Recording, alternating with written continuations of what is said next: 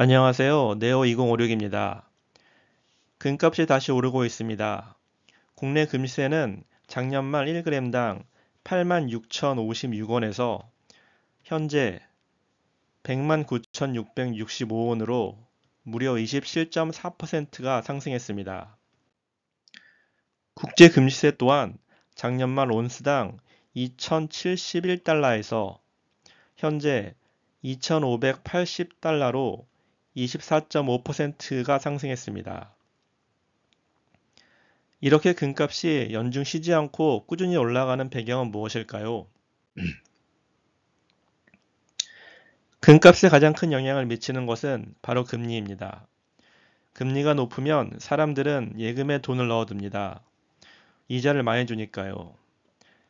그렇지만 금리가 내려가면 예금에서 금과 같은 귀금속으로 수요가 몰립니다.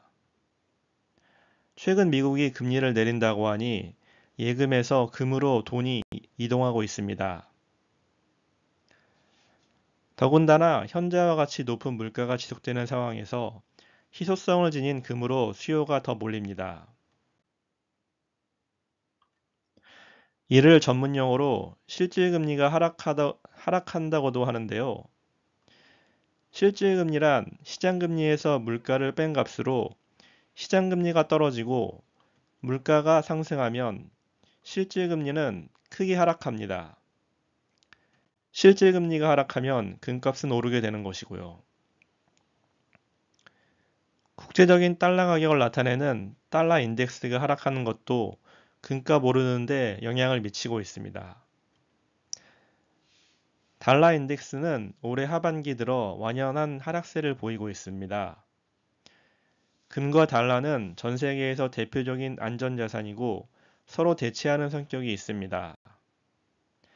달러 매력이 줄어들면 투자자들은 금으로 갈아타는 것이지요. 달러 인덱스가 하락하는 데는 미국의 금리 인하와 연말에 미국 대선이 있기 때문입니다. 미국 대선에서 트럼프와 해리스 중 누가 당선돼도 감세와 복지 정책을 펼칠 것이기 때문에 미국의 재정 적자는 더 커져서 달러가 약해질 것으로 보는 것입니다.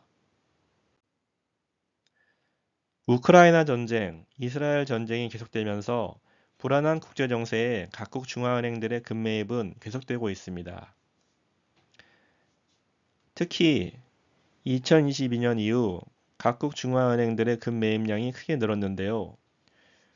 국제금협회에서 매년 발표하는 각국 중앙은행의 금매입 규모를 살펴보면 2021년까지는 500톤 아래서 머물 때가 많았는데 2022년부터는 1000톤 이상으로 2배가 증가했습니다. 이는 러시아와 중국 등 미국과 대치하는 국가들이 외환보유고에서 미국 국채를 팔고 금을 사고 있기 때문입니다. 러시아와 중국 입장에서는 언제 미국이 그들이 보유한 달러를 제한할지 불안해합니다.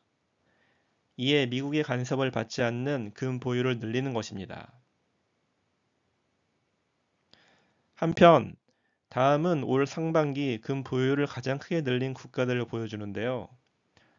폴란드가 18.68톤으로 가장 많았고 튀르키예도 14.63톤으로 세 번째입니다. 국제 정세가 불안한 유럽 지역의 여러 나라들이 금 보유를 동시다발적으로 늘리고 있는 것입니다. 그렇다면 앞으로 금값은 어떻게 흐를까요?